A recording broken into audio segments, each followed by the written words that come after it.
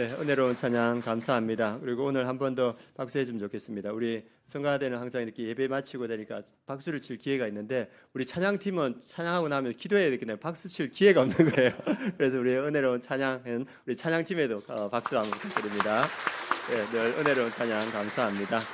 네, 오늘이 스승의 주일입니다. 우리의 참되신 예수 그리스도께서 오늘 무슨 말씀을 하시는가 그걸 듣고 또 은혜 받으시는 날이 되었으면 좋겠고, 또 우리 스승이신 우리 멘토 목사님 다음 주 화요일이면 오십니다. 그래서 오시기 전에 오늘 예배 마치시면 보고 싶다고 오늘 꼭 한번 연락하셔서 또 그동안의 감사의 마음 전하는 그런 시간 가졌으면 좋겠습니다. 오늘 말씀 제목은 예수님 안에 거하는 열매 맺는 삶, 이 말씀으로 함께 은혜를 나누고자 합니다. 기도해 주셔서 이렇게 어디입니까? 문경 세제에 있는 그곳에서 우리 목사님들과 함께 그 가정교회 컨퍼런스를 잘 다녀왔습니다. 한 550분 정도 이렇게 모여서 컨퍼런스를 했습니다. 그곳에서 이제 저는 새로운 삶을 했는데, 그때 이수감 목사님, 휴스턴 서울교회 목사님이 오셔서 이렇게 강의를 진행했습니다. 그때 이제 해주신 말씀 중에서 기억에 남는 게, 그분이 이제 이사했던 경험들을 이야기해 주시더라고요. 그분이 이제 휴스턴 서울교회 섬기면서 이렇게 이사를 했는데 한 7, 8개월 정도 비어있던 집에 이사를 했다고 합니다. 이 집에 비어있던 집에서 이사를 했는데, 이 가보니까 마당에 이렇게 잔디와 풀이 반반씩 자라더래요. 그래가지고 이제 미국에는 잔디밭이 많으니까, 그래 가서 이제 짐 옮기고 나서 이 마당을 정리해야 되는데 어떻게 정리해야 될지 모르겠는 거예요. 그래서 거기에 이제 풀반 잔디반이어서 이 풀을 갖다가 이제 제거하기 시작했답니다. 그래서 풀을 계속 이렇게 제거해도 이렇게 표가 안 나고, 나중에 이제 풀이 반인데 그걸 어느 정도 많이 제거했더만 이 잔디밭이 그냥 황폐해져 버리더라고요. 그래서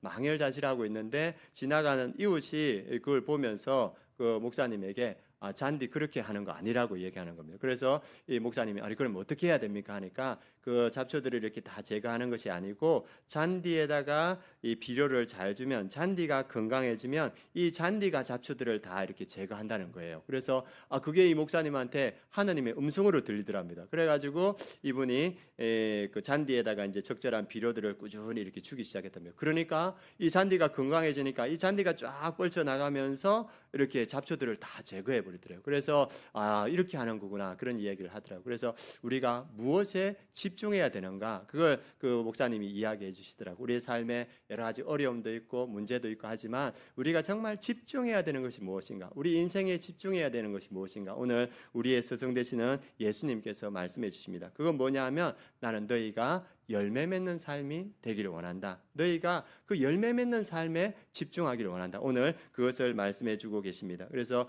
우리 오늘 말씀을 통해서 나는 참 포도나무다 이렇게 말씀하시고, 우리 하나님 아버지는 농부시다. 그리고 너희는 가지다. 그래서 너희가 내게 붙어 있을 때 참 공부원인 나를 통하여서 너희가 열매를 맺을 수 있다. 이것을 말씀해 주십니다. 그 말씀이 2절인데, 우리가 열매 맺기 위해서 먼저 알아야 되는 것은 뭐냐면 사전 작업이 필요하다는 겁니다. 우리가 열매 맺기 위해서 사전 작업이 무엇이 필요한가? 2절 말씀 우리에게 알려주고 계십니다. 한번 같이 한번 읽어보겠습니다.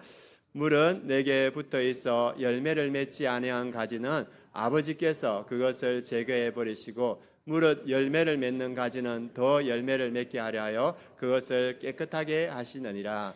붙어 있지만 열매를 맺지 못하는 그러한 가지는 제거해 버리신다는 겁니다. 그리고 열매를 맺는 가지는 더 열매를 맺게 하려 해서 그것을 깨끗하게 하신다. 이것을 오늘 말씀해 주고 있습니다. 열매 맺지 못하는 가롯 유다와 같은 것들, 가롯 유다는 나중에 사라지지 않습니까? 그래서 열매 맺지 못할 때, 예수님 안에 있는 것 같지만 붙어 있지 못할 때는 제거하신다 이렇게 말합니다. 그리고 열매 맺을 수 있도록 더 우리를 깨끗하게 하신다는 겁니다. 그 말씀은 뭐냐 하면, 예수님 참 포도나무인데 농부이신 하나님께서 전지 작업, 그러니까 가지치기를 하신다는 겁니다. 우리의 삶에서 열매를 제대로 맺기 위해서는 우리 삶에 가지치기가 필요합니다. 어떤 목사님이 그 얘기를 해주시더라고요. 자기가 감나무를 심었는데 한 2년 정도 지나니까 튼실한 감이 하나 열리더랍니다. 그래서 야, 이거 너무 좋다, 이 감이 너무 보기 좋다 해서 이거 하나님께 드려야지 하면서 하나님께 이렇게 수수감사절에 아마 드렸던 것 같습니다. 그리고 다음에 이 감이 3년째 돼서 열렸는데 몇 개가 이렇게 열렸냐면 100개가 열렸더래요. 야, 이거 정말 좋다, 우리가 많이 이렇게 수확을 할 수 있겠다 했는데, 그에 이 목사님이 감을 몇 개나 드셨을까요? 네, 하나도 못 먹었대요. 왜냐하면 이 100개가 다 열렸는데 그것들이 나중에 되니까 힘이 없으니까 다 떨어져 버리더래요. 그래서 이게 아니구나. 그래가지고 그날 밤이 아니죠. 그 겨울에 가지치기를 했는데 가지치기를 하고 나서 그 다음 해에 12개의 감이 열렸더랍니다. 12라면 뭐가 생각납니까?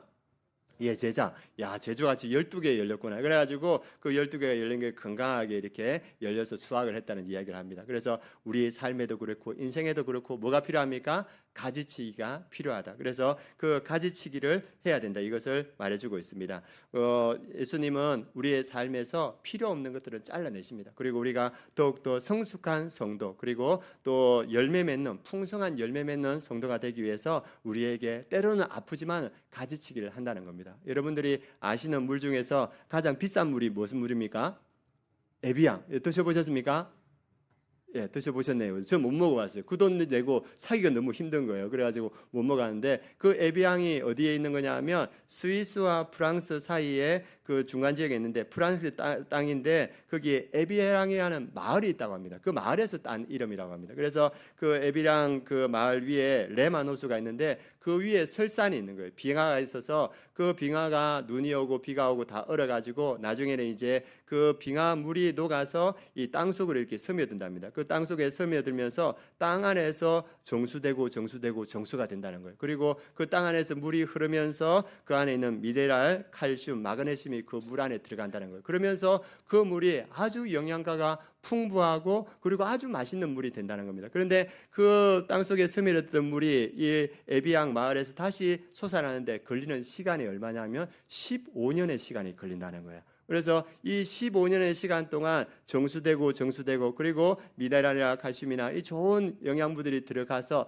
밖에 용출되는데 15년이 걸려되고 그래서 세계 최고의 물이 된다는 겁니다. 그래서 이 위에 설산에 있던 그 물들이 그냥 시내를 통해서 흘러내려 버리면 먹을 수 있는 물이 못 된다는 거예요. 그런데 그 어둡고 깜깜한 그곳을 통과하면서 최고의 물이 된다는 겁니다. 우리의 삶에도 어떨 때는 하나님께서 우리에게 어려움과 아픔과 고난, 광야 같은 시간을 주십니다. 왜 그런가? 우리 안에 불순물을 걸러낼 때가 많습니다. 우리 안에 있는 필요 없는 것들을 가지치게 하시고 또 우리 안에 불순물을 걸러내면서 우리가 풍성한 열매를 맺을 수 있는 그런 사람으로 주님께서 다듬고 있는다는 것입니다. 그래서 우리 혹 어려운 시대를 지나가는 우리 성도님들이 있을 수 있습니다. 그런데 하나님께서 이때 의미 없이 그냥 지나가는 것이 아니고 하나님께서 내 안에 있는 불순물을 지금 걸러내고 계시구나. 내 안에 열매 맺지 못하게 하는 그 모든 것들을 가지치게 하시는 거라. 그것을 깨달으시기 바랍니다. 그리고 하나님의 때가 되면 여러분을 통해서 수많은 열매를 맺게 될 줄 믿습니다. 그것이 오늘 주님께서 우리에게 열매 맺기 위해서 먼저 하는 사전 작업이라고 말하고 있습니다. 그리고 하나님께서 우리 안에 그 가지치기 할 때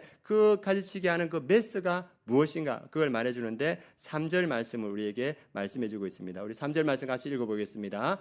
너희는 내가 이르준 말로 이미 깨끗하여졌으니 제자들에게 말합니다. 너희는 나의 말로 이미 깨끗하여졌다. 예수님의 말씀이 우리 안에 있는 불순물을 걸러내고 필요 없는 것들을 가지치게 하는 깨끗하게 하는 메스라고 이렇게 말해주고 있습니다. 그래서 제자들은 예수님의 말을 들으면서 그 안에 있는 모든 가지치기 장가지들을 꺾어내는 역사를 일으켜 준다는 걸 보여주고 있습니다. 히브리서 4장 12절 13절도 똑같이 말하고 있습니다. 이렇게 되어 있습니다. 하나님의 말씀은 살아있고 활력이 있어 좌우의 날선 어떤 검보다도 예리하여 혼과 영과 및 관절과 골수를 찔러 쪼개기까지 하며 또 마음의 생각과 뜻을 판단하느니 지으신 것이 하나도 그 앞에 나타나지 않음이 없고 우리의 결산을 받으실 이의 눈앞에 만물이 벌거벗은 것 같이 드러나느니라. 하나님의 말씀은 살아있고 활력이 있는데 메스 같다는 겁니다. 그래서 우리 혼과 골수와 육수를 찔러 쪼개서 우리 안에 있는 모든 것들을 드러내게 한다는 겁니다. 그리고 그 안에서 우리의 죄들을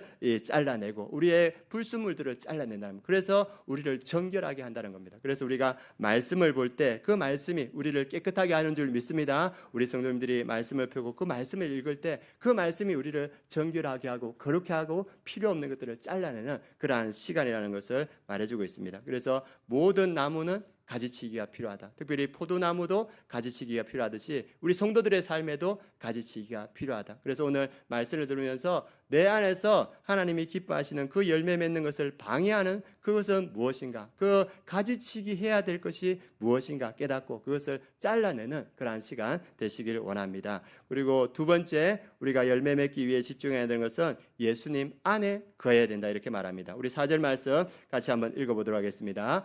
내 안에 거하라. 나도 너희 안에 거하리라. 가지가 포도나무에 붙어 있지 아니하면 스스로 열매를 맺을 수 없음 같이 너희도 내 안에 있지 아니하면 그러하리라.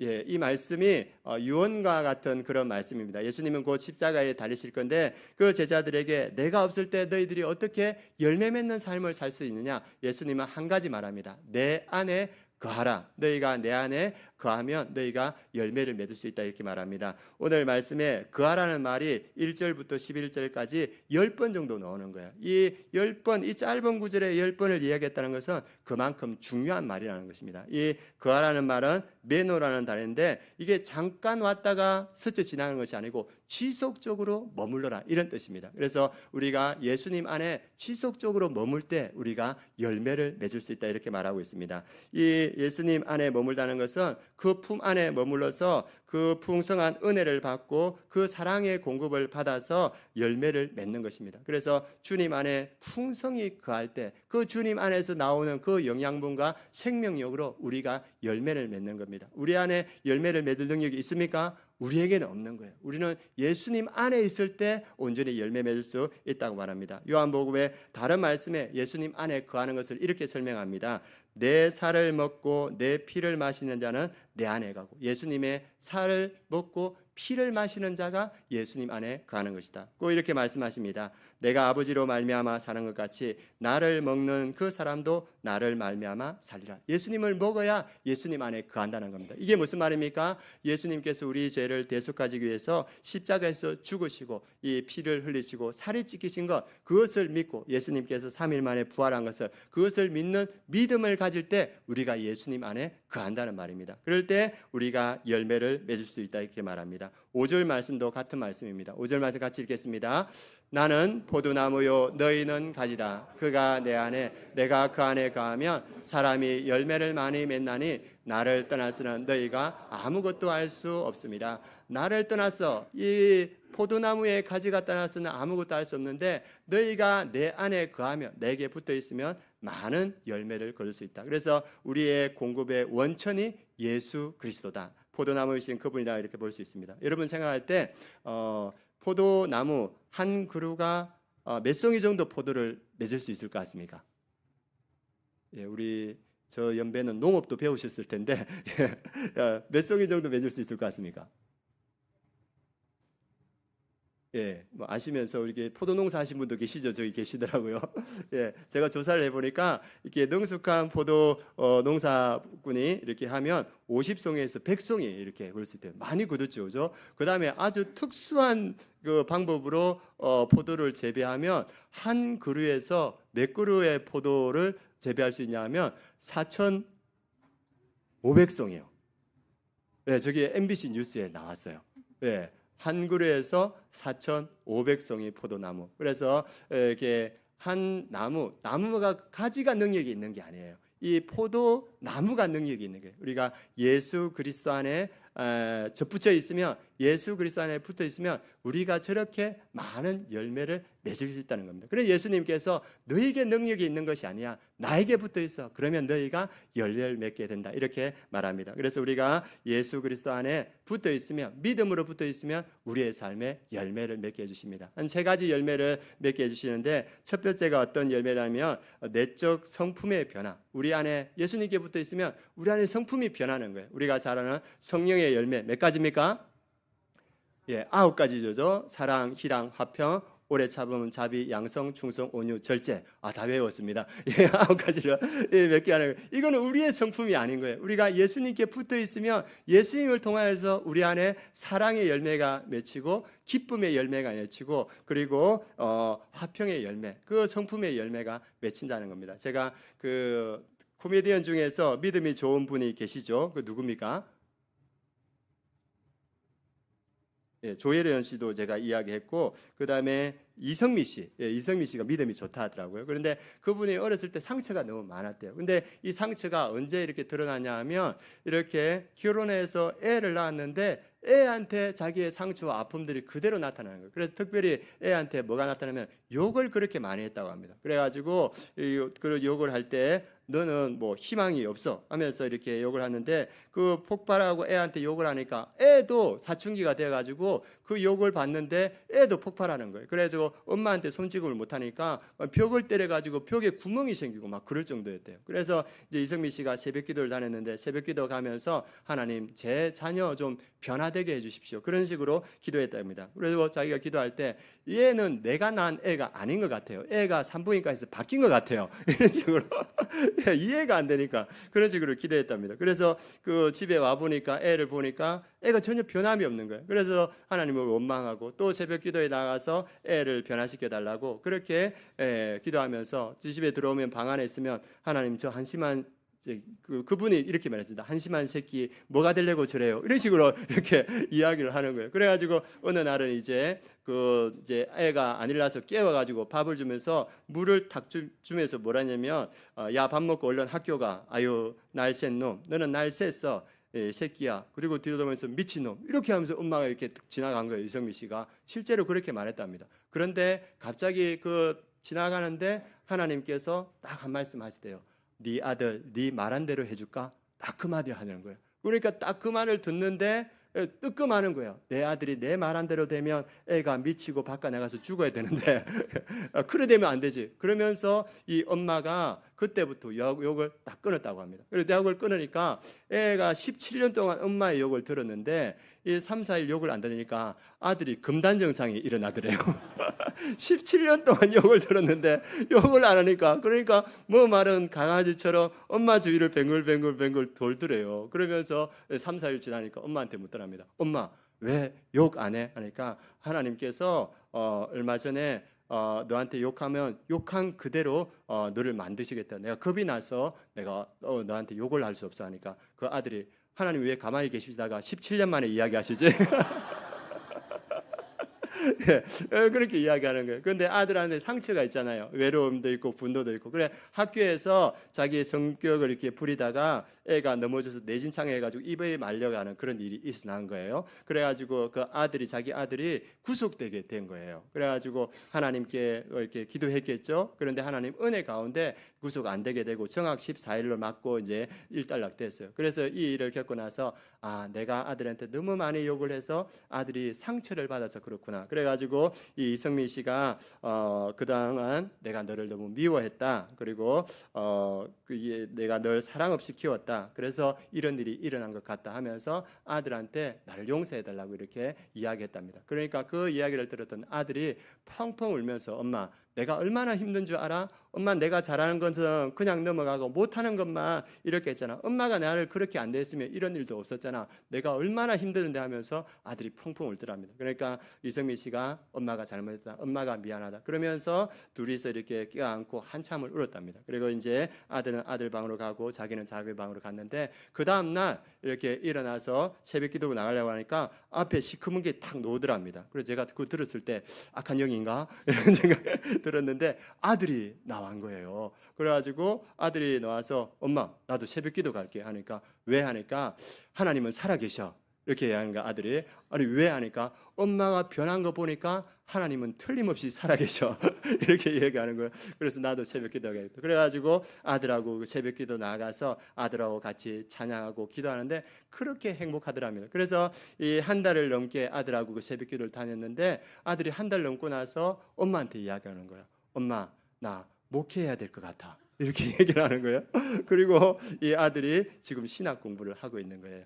이 예수 그리스도 안에 붙어 있는 이성미 씨, 그의 성품이 변하니까 그 아들이 변하는 거예요. 그래서 우리가 예수 그리스도에 붙어 있을 때 우리의 성품이 변하는 줄 믿습니다. 우리의 성품이 예수 그리스도의 성품으로 변하는 거예요. 사랑이 회복되고 기쁨이 회복되고 그리고 우리 안에 그 좋은 성품들이 회복된다. 누구를 통하여서? 우리의 포도나무 되시는 예수 그리스도를 통하여서 회복된다 이렇게 말씀하고 있습니다. 그래서 첫 번째 열매가 우리의 성품이 변화되는 그러한 열매를 주신다는 겁니다. 두 번째 외적인 선한 행실의 열매가 있습니다. 우리가 포도나무인 예수님에게 붙어 있을 때 우리의 삶의 선한 행실들이 드러납니다. 우리 안에 내적인 성품이 변함으로써 우리의 외적인 삶도 변화되거든요. 그래서 우리가 직장에서 예수 그리스도의 향기를 드러내는 그러한 사람이 되게 되고, 또 직장에서 선한 일들을 하는 사람이 됩니다. 그리고 우리 교회에서 많은 분들이 이 안에 그 내적인 변화와 기쁨을 통해서 지금 목자로 섬기고 교사로 섬기고 찬양대와 또 성가대로 섬기고 안내팀으로 봉사로 이렇게 많은 섬기지 않습니까? 어제를 보니까 두 부부가 오셔가지고 5층 전체를 다 청소하시더라고요. 참 감사하다, 참 아름답다 이런 생각이 들더라고요. 우리 안에 있는 선한 일들이 예수 그리스도에 붙어 있을 때 그 일들이 나타난다는 겁니다. 얼마 전에 금요일 날 제가 카페를 지나가고 있는데 우리 이상인 집사님 그 병원 식구들이 다 이렇게 나와 계시더라고요. 그래가지고 분위기가 너무 좋은 거예요. 이렇게. 그래서 원장님하고 치과에 다니시는데 원장님하고 그 간호사님들 다 있어가지고 다 하하호 웃으시면서 있길래 제가 이렇게 오영일 전 전장하고 지나가면서 보니까 인사하고 너무 분위기가 좋아서 야, 너무 분위기 좋습니다. 한마디 하고 인사하고 지났거든요. 그래서 지나가서 이제 제가 식사하고 나면 이제 점심때 올라와서 또 기도하고 이렇게 내려가는데, 기도하는데 하나님이 그 마음을 주시는 거예요. 네가 커피 쏘지? 그 마음을 주시는 거예요. 그런데 그때 만났을 때는 그 생각이 전혀 안 들었거든요. 그런데 올라와서 기도하는데 성령님께서 네가 커피 쏘지 이런 마음을 주시는 거예요. 오늘 그 병원에서 한 분 오셨다 하거든요. 어디 계시는지 모르겠는데 예, 약속합니다. 다음에 뵐 때는 제가 꼭 커피를 쏘도록 하겠습니다. 그래서 예, 아멘 하시네요. 예, 그래서 성령님께서 우리 안에 계시면서 그 선한 일들을 강권하시는 겁니다. 그러니까 예수 그리스도 안에 붙어 있을 때 우리 안에 선한 행실의 열매가 이루어진다, 맺힌다, 그걸 말해주고 있습니다. 세 번째는 이 영혼 구원의 열매가 맺힌다는 겁니다. 예수님께서 이 땅에 오신 이유, 예수님께서 이 땅을 떠나가시면서 우리에게 하신 말씀이 뭡니까? 그 이 세상을 떠나가면서 한 사람 한 사람을 전도해서 생명의 열매를 맺게 해라. 그것이 예수님께서 우리에게 주신 명령입니다. 우리가 우리에겐 힘이 없지만 우리가 예수 그리스도에 붙어 있을 때 그 은혜와 능력으로 영혼 구원을 해 나갈 수 있습니다. 그래서 우리 목장들 보니까 상반기부터 계속적으로 기도하면서 그 VIP를 위해서 기도하고 섬길 때 또 하나님께서 영혼들을 붙여주시는 걸 봅니다. 그래서 이번에 한 목장에서는 등반하면서 VIP를 초청해서 같이 등반하고 오시더라고요. 그래서 또 상반기 내내 이렇게 기도하고 전도할 때 또 새로운 영혼들이 우리 교회에 나오는 걸 봅니다. 우리가 어떨 때 그런 열매가 맺힙니까? 우리가 예수 그리스도 안에 붙어 있을 때 그 열매가 맺히는 줄 믿습니다. 그래서 주님께서 하시는 말씀이 너희의 능력 그런 거 아니야. 네가 내게 붙어만 있으면 너를 통해서 영혼 구원의 열매가 맺히게 될 거야. 그것을 약속하고 있습니다. 그리고 마지막으로 주님께서 약속해 주는 열매가 이 기도 응답의 열매입니다. 우리 7절 말씀 같이 한번 보겠습니다. 같이 읽겠습니다. 너희가 내 안에 거하고 내 말이 너희 안에 거하면 무엇이든지 원하는 대로 구하라. 그러하면 이르리라. 예수님께서 유월절 그 마지막 그 중요한 밤에 제자들에게 6번이나 이 기도하라. 그러면 내가 응답해 주겠다. 이렇게 말합니다. 요한복음 14절에서부터 요한복음 16장까지 이렇게 해가지고 6번이나 기도해라. 그러면 내가 응답해 주겠다. 왜 그렇습니까? 예수님은 떠나시는 거예요. 그런데 예수님이 떠난 그 자리를 제자들은 기도하기를 원했습니다. 그런데 그 예수님께서 말씀하시는 건 뭐냐면 너희가 내 안에 거하고 내 말이 너희 안에 거하면 무엇이든지 원하는 대로 될 것이다. 그래서 중요한 건 뭐냐면 예수님의 말씀이 우리 안에 거하는 겁니다. 그 말씀을 붙들고 기도하는 것이 응답되는 기도가 된다는 것입니다. 여러분들 제일 잘 아는 기도를 가장 많이 응답받았던 사람 누구를 아십니까? 예, 몇 번 기도 응답받았죠? 예, 5만 번이라고 이렇게 합니다. 그분은 늘 기도 수첩을 썼는데 그 후대 사람들이 그 기도 수첩을 보고 이렇게 검색해보니까 5만 번 기도를 응답받았대요. 그런데 이 조지 뮬러 이 목사님도 기도에 10년 동안 헤맸다고 합니다. 이 기도를 하는데 기도가 안 되고 이렇게 횡설수설을 하게 되고 기도의 줄을 잡지 못했다는 거예요. 그런데 그분이 발견한 말씀이 어떤 말씀이냐면 오늘 말씀 너희가 내 안에 거하고 내 말이 너희 안에 거하며 무엇이든지 원하는 대로 구하라.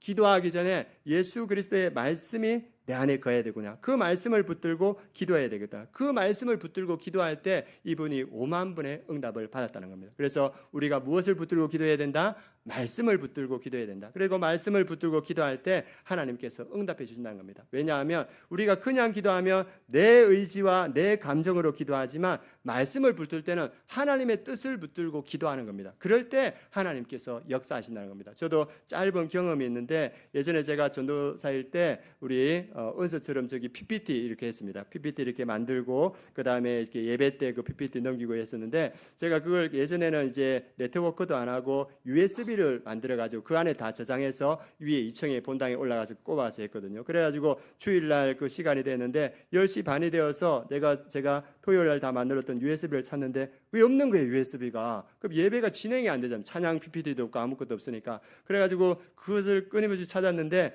10시 55분까지 찾았는데 못 찾았어요. 다 이렇게 어지러 놓고 그래가지고 제가 포기를 했어요. 제 눈앞에는 열나 있는 담임 목사님 얼굴이 아른아른하고 있고 예, 성격 있는 우리 찬양 인도자 그 얼굴도 왔다 갔다 이렇게 하고 그래가지고 포기를 했어요. 그래가지고 55분에 그냥 앉아 있으면서 그때 떠오르는 말이 뭐냐 하면 범사에 뭐하라? 감사하라. 그 말이 생각나는 거예요. 그래서 망했어. 이제 망하고 다 포기했는데 그때 그냥 그 단어가 떠올려서 하나님 감사합니다. 이렇게 감사합니다. 이제 일은 다 그려졌고 감사합니다 이렇게 하고 있는데 안부가 눈이 이렇게 가면서 까만 꼭다리가 이렇게 보이는 거예요. 그래가지고 지금 뭐지? 다 끝났는데 이렇게 해가지고 그 꼭다리를 살려고 종이를 치워보니까 그게 USB가 있는 거예요. 그래가지고 그걸 가지고 올라가서 그 57분에 꼽고 예배를 진행했다는 거 아닙니까?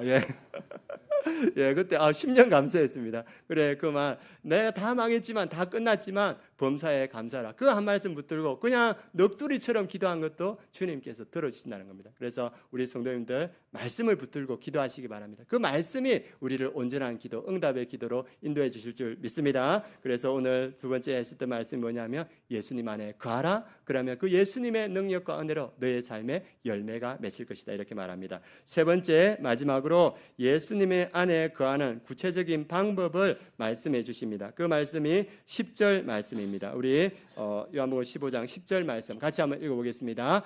내가 아버지의 계명을 지켜 그의 사랑 안에 거하는 것 같이 너희도 내 계명을 지키며 내 사랑 안에 거하리라. 우리가 예수님을 믿고 예수님 안에 거하는 것, 그것도 맞는 말입니다. 그러나 더욱더 구체적으로 예수님의 은혜와 능력과 그 생명이 우리에게 어떻게 전해지는가? 오늘 말씀은 아버지의 계명을 예수님이 지킨 것 같이 너희도 내 계명을 지키며 내 사랑 안에 거한다. 말씀을 통하여서 예수님의 그 생명력과 은혜와 능력이 우리에게 임한다는 겁니다. 그래서 말씀을 지킬 때 그 예수님 안에 거하는 것이다 이렇게 말하고 있습니다. 우리 성도님들 보니까 또 지금 새롭게 말씀을 붙들고 말씀을 묵상하는 많은 분들이 있다고 들었습니다. 또 보니까 이게 자녀들하고 또 말씀 읽는 시간을 가지시더라고요. 그 시간이 어떤 시간입니까? 예수님 안에 거하는 시간인 줄 믿습니다. 자녀들과 함께 그 모여서 성경을 읽는 시간, 또 여러분들이 바쁜 가운데도 말씀을 펼치는 시간이 예수님 안에 거하는 시간을 이렇게 말하고 있습니다.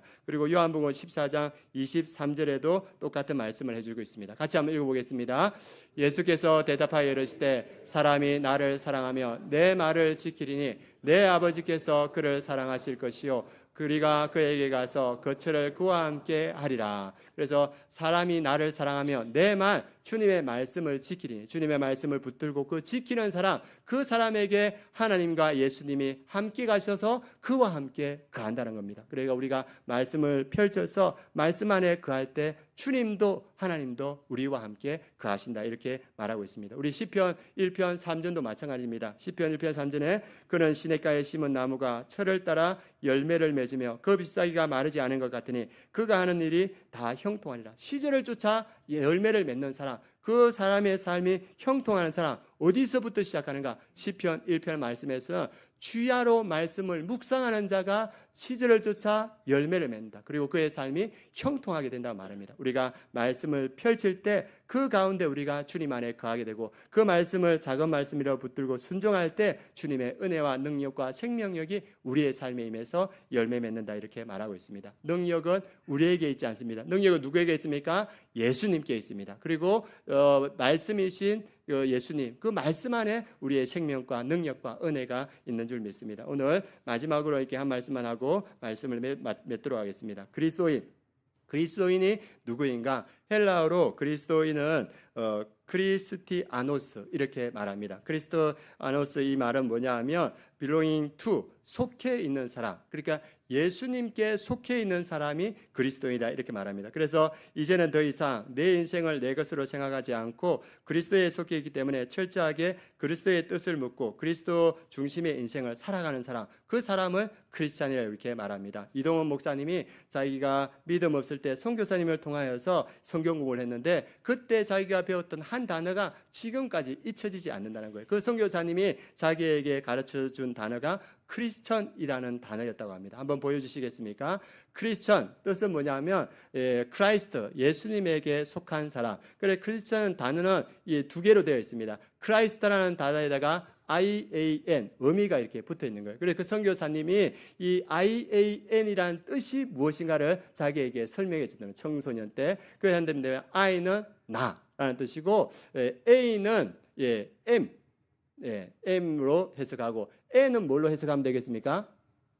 그렇죠. nothing. 그러니까 I am nothing. 나는 아무것도 아니다. 그리고 Christ is everything. 그리스도인은 누구냐? 예수님이 모든 것이다. I am nothing. 나는 아무것도 아니다. 이것을 알고 이것을 고백하는 사람이 그리스도인 크리스찬이라는 것입니다. 그래서 우리 성도님들 예수님께서 나의 모든 것이다. 그래서 우리의 삶에 가장 귀한 순간이 무엇이냐 하면 내 인생이 예수 그리스도에게 붙기 시작한 날, 그 날이 우리 삶의 가장 귀한 순간인 줄 믿습니다. 그래서 예수님께 소망을 두고 그분의 생명, 그분의 능력을 공급받아 살아가는 사람이 그리스도인이다. 그래서 오늘 우리 성도님들 I am nothing. 나는 아무것도 아닙니다. Christ is everything. 예수님께서 나의 모든 것 되십니다. 이것을 고백하면서 예수님 안에 거하면서 말씀 안에 거하면서 주님이 주시는 많은 열매를 맺는 우리 성도님 되시길 축원합니다. 그래서 이 믿음으로 우리가 함께 나아갈 텐데 오늘 예수님께서 우리를 도전하십니다. 뭐라 하십니까? 나의 안에 거하라. 그래서 너희가 많은 열매를 맺기를 원한다. 우리가 이 주님의 부르심에 주님 내가 예수님 안에 거하기를 원합니다. 예수님 안에서 많은 열매를 맺는 삶